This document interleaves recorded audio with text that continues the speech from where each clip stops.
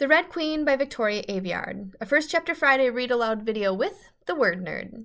Today as you listen, watch for the story quote that will appear on screen. Write it down word by word and then follow the instructions given to you by your teacher.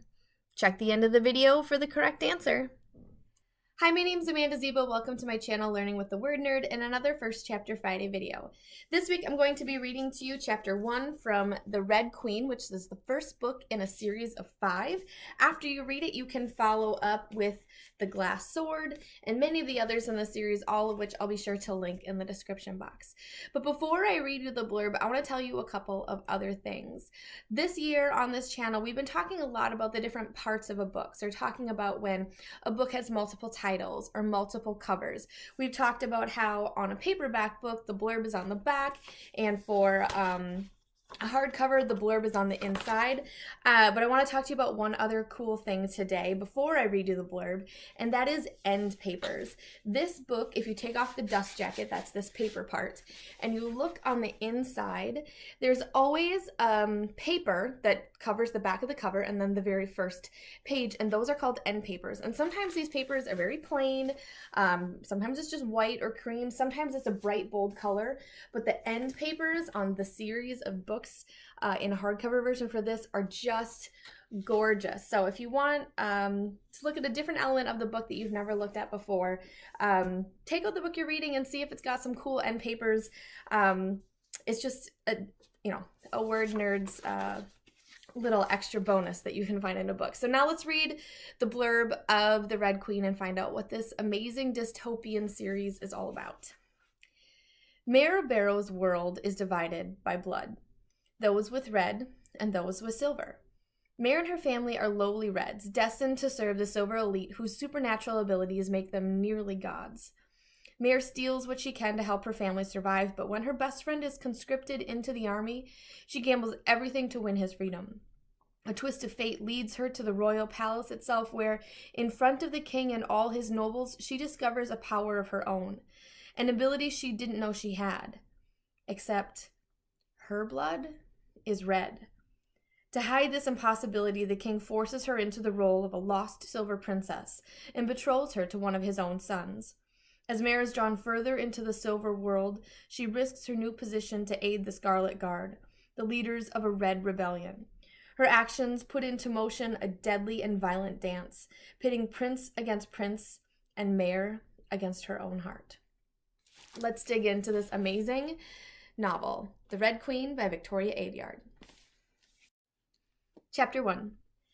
I hate First Friday. It makes the village crowded, and now, in the heat of high summer, that's the last thing anyone wants.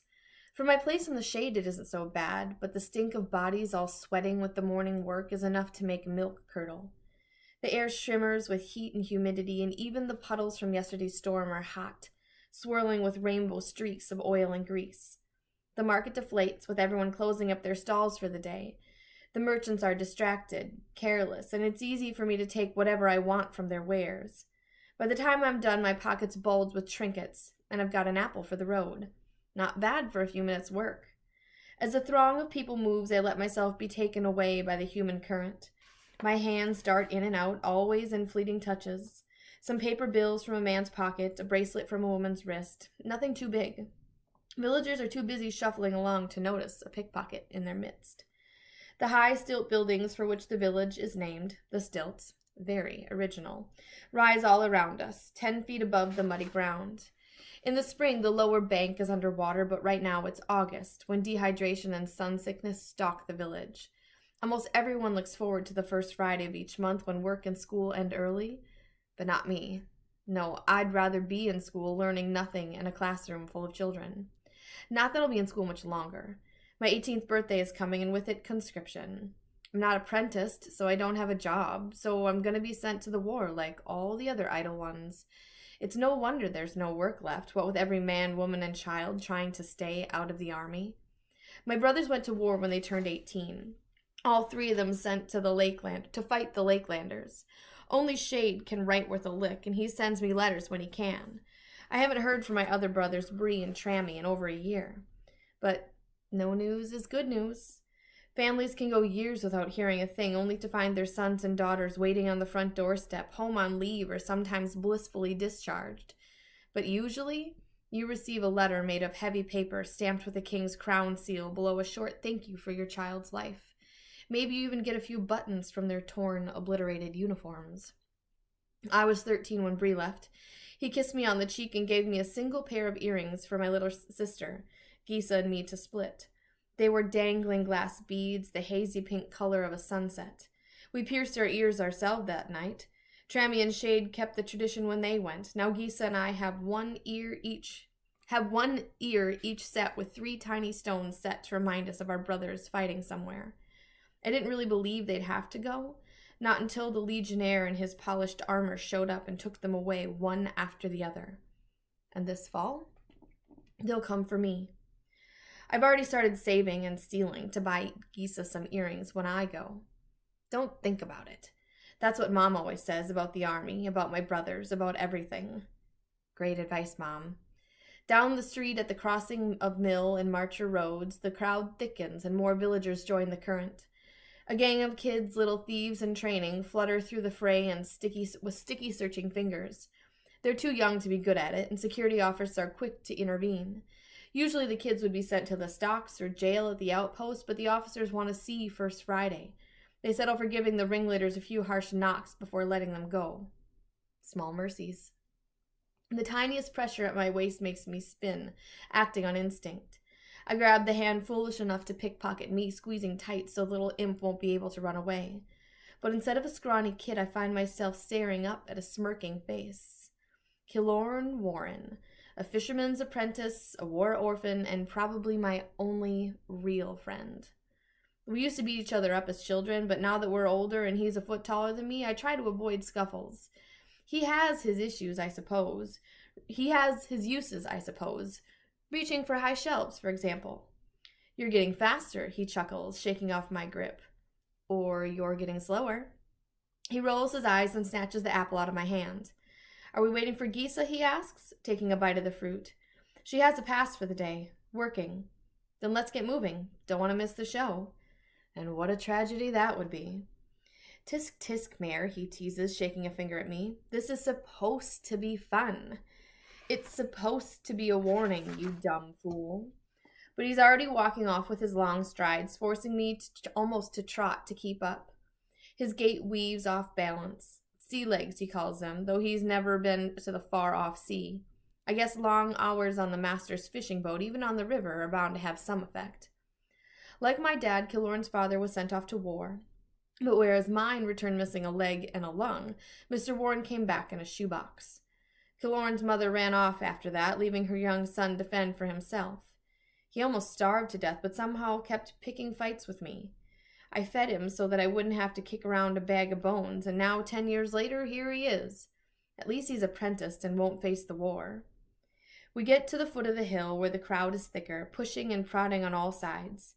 First Friday attendance is mandatory unless you, like my sister, are an essential laborer, as if embroidering silk is essential.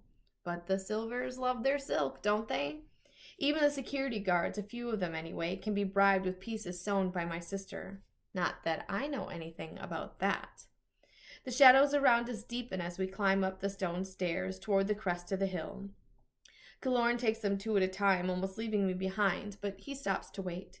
He smirks down at me and tosses a lock of faded tawny hair out of his green eyes.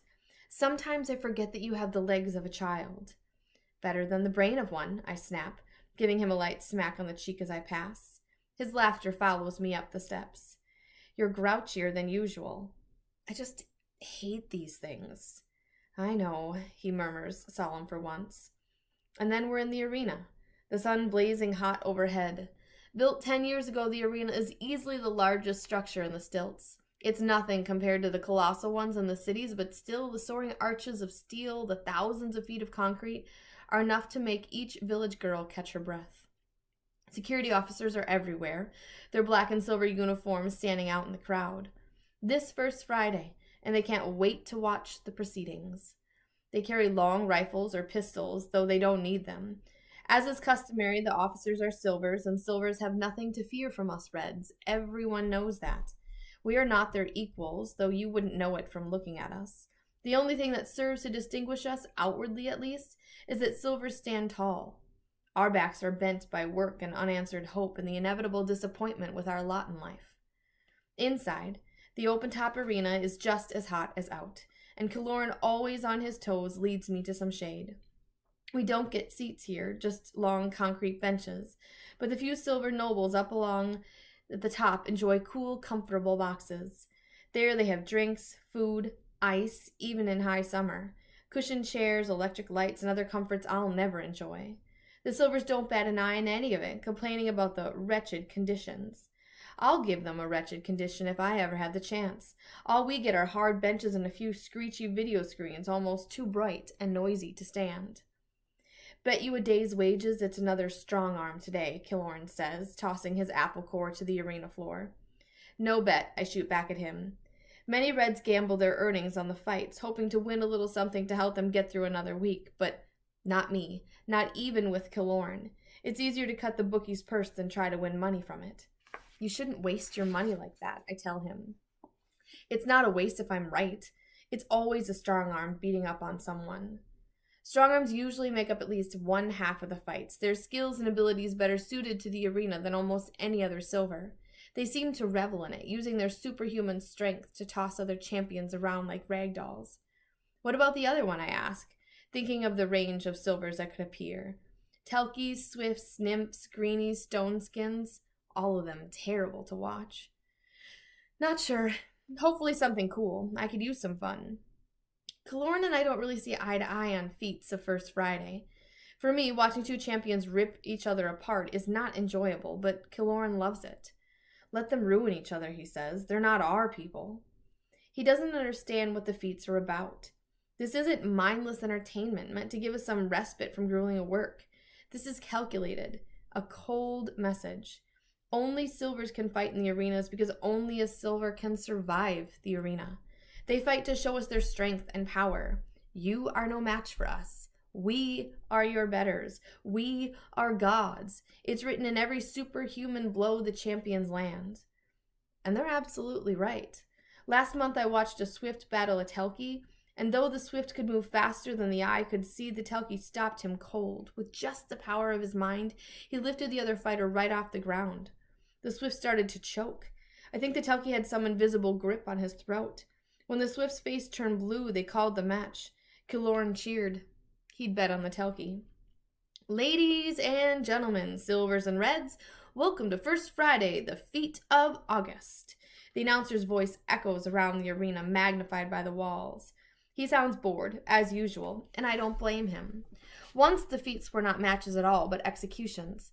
Prisoners and enemies of the state would be transported to the Archeon, the capital, and killed in front of a silver crowd. I guess the silvers liked that, and the matches began. Not to kill, but to entertain.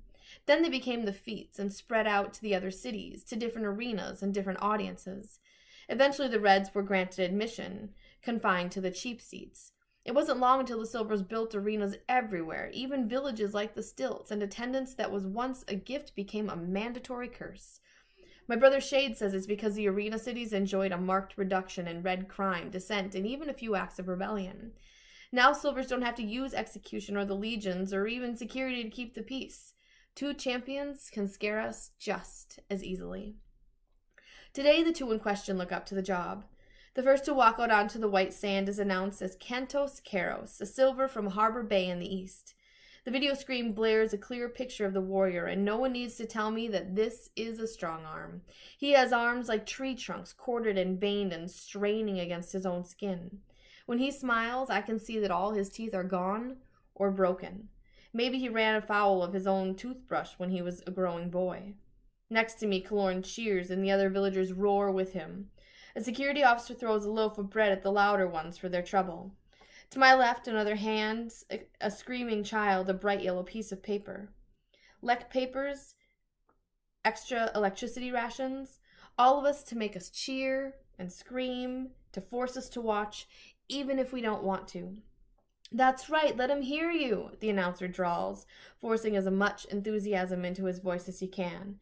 And here we have his opponent straight from the capital, Samson Mirandus. The other warrior looks pale and weedy next to the human-shaped hunk of muscle, but his blue steel armor is fine and polished to a high sheen. He's probably the second son of a second son trying to win renown in the arena.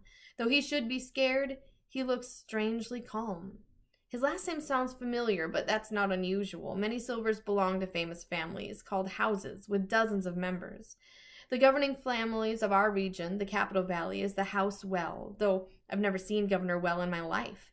He never visits more than once or twice a year, and even then he never stoops to entering a red village like mine. I saw his riverboat once, a sleek thing with green and gold flags. He's a greenie, and when he passed, the trees on the bank burst into bloom and flowers popped out of the ground. I thought it was beautiful until one of the older boys threw rocks at his boat. The stones fell harmlessly into the river. They put the boy in the stocks anyways. It'll be the strong arm for sure. Kilorn frowns at the small champion. How do you know? What's Samson's power? Who cares? He's still going to lose, I scoff, settling in to watch. The usual call rings out over the arena. Many rise to their feet, eager to watch, but I stay seated in silent protest. As calm as I might look, anger boils in my skin. Anger and jealousy. We are gods, echoes in my head. Champions, set your feet. They do, digging in their heels on opposite sides of the arena. Guns aren't allowed in arena fights, so Kantos draws a short, wide sword. I doubt he'll need it. Samson produces no weapon, his fingers merely twitching by his side. A low, humming electric tone runs through the arena. I hate this part. The sound vibrates in my teeth and my bones, pulsing until I think something might shatter. It ends abruptly with a chirping chime. It begins. I exhale. It looks like a bloodbath right away. Kantos barrels forward like a bull, kicking up sand in his wake. Samson tries to dodge Kantos, using his shoulder to slide around the silver, but the strong arm is quick. He gets hold of Samson's leg and tosses him across the arena like he's made of feathers. The subsequent tears cover Samson's roar of pain as he collides with the cement wall, but it's written on his face. Before he can hope to stand, Kantos is over him, heaving him skyward. He hits the sand in a heap of what can only be broken bones, but somehow rises to his feet again. Is he a punching bag? Kilorn laughs. Let him have it, Kantos. Kilorn doesn't care about an extra loaf of bread or a few more minutes of electricity. That's not why he cheers. He honestly wants to see blood, silver blood, stain the arena. It doesn't matter that the blood is everything we aren't, everything we can't be, everything we want. He just needs to see it and trick himself into thinking that they are truly human, that they can be hurt, that they can be defeated. But I know better. Their blood is a threat, a warning, a promise. We are not the same, and we will never be. He's not disappointed. Even the box seats can see the metallic, iridescent liquid dripping from Samson's mouth. It reflects the summer sun like a watery mirror, painting a river down his neck and into his armor. This is the true division between silvers and reds, the color of our blood.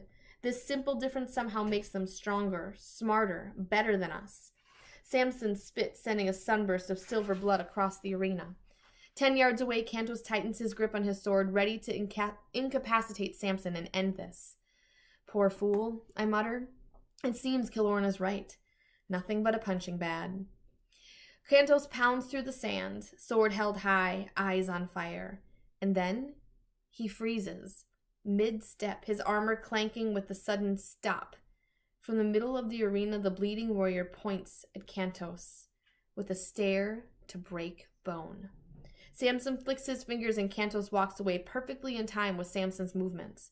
His mouth falls open like he's gone slow or stupid, like his mind is gone. I can't believe my eyes. A deathly quiet falls over the arena as we watch, not understanding the scene below us. Even Kilorn has nothing to say. A whisper. I breathe aloud. Never before have I seen one in the arena. I doubt anyone has. Whispers are rare, dangerous, and powerful, even among the silvers, even in the capital. The rumors about them vary, but it boils down to something simple and chilling. They can enter your head, read your thoughts, and control your mind. And this is exactly what Samson is doing, having whispered his way past Kantos' armor and muscle into his very brain, where there are no defenses. Kantos raises his sword. hands trembling. He's trying to fight Samson's power, but strong as he is, there is no fighting the enemy in his mind. Another twist of Samson's hand, and the silver blood splashes across the sand as Kantos plunges his sword straight through his armor into the flesh of his own stomach. Even up in the seats, I can hear the sickening squelch of metal cutting through meat. As the blood gushes from Kantos, gasps echo across the arena. We've never seen so much blood here. Blue lights flash to life, bathing the arena floor in a ghostly glow, signaling the end of the match. Silver healers run across the sand, rushing to the fallen Kantos. Silvers aren't supposed to die here. Silvers are supposed to fight bravely, to flaunt their skills, to put on a good show, but not die. After all, they aren't Reds. Officers move faster than I've ever seen before. A few are swifts, rushing to and fro in a blur as they herd us out. They don't want us around if Kantos dies on the sand. Meanwhile, Samson strides from the arena like a titan. His gaze falls on Kantos' body, and I expect him to look apologetic. Instead, his face is blank, emotionless, and so cold. The match was nothing to him. We are nothing to him. In school, we learn about the world before ours, about the angels and gods that lived in the sky, ruling the earth with kind and loving hands. Some say those are just stories, but I don't believe that. The gods still rule us. They have come down from the stars, and they are no longer kind. If you want to find out what happens to Mare and her friend and her family and her brothers and the Silvers and the Reds and everything else that we have set up in this first chapter of The Red Queen, you should pick up your own copy at your school library, purchase one from a local indie bookstore, or grab it via the link in the description box below. I'll put lots of other goodies down there for you as well, so make sure you check them out. And I will see you again for another First Chapter Friday video. Happy reading! Check out these book covers of The Red Queen from all over the world. Which one do you think looks the most interesting? Which book cover would make you want to pick up the story and read it? Why do you think different countries have different book covers for the same story? You can discuss your answers to these questions and more with this resource that you can download off my Teachers Pay Teachers store. But no matter what you do, I hope you continue reading The Red Queen and check out all the other First Chapter Friday videos I have for you on my channel. This week's mystery quote says, "Why won't you leave me alone? Then I'd be alone too." Thanks for watching. I hope you like this video and subscribe, and check out all the other great content I have for you online. Happy reading!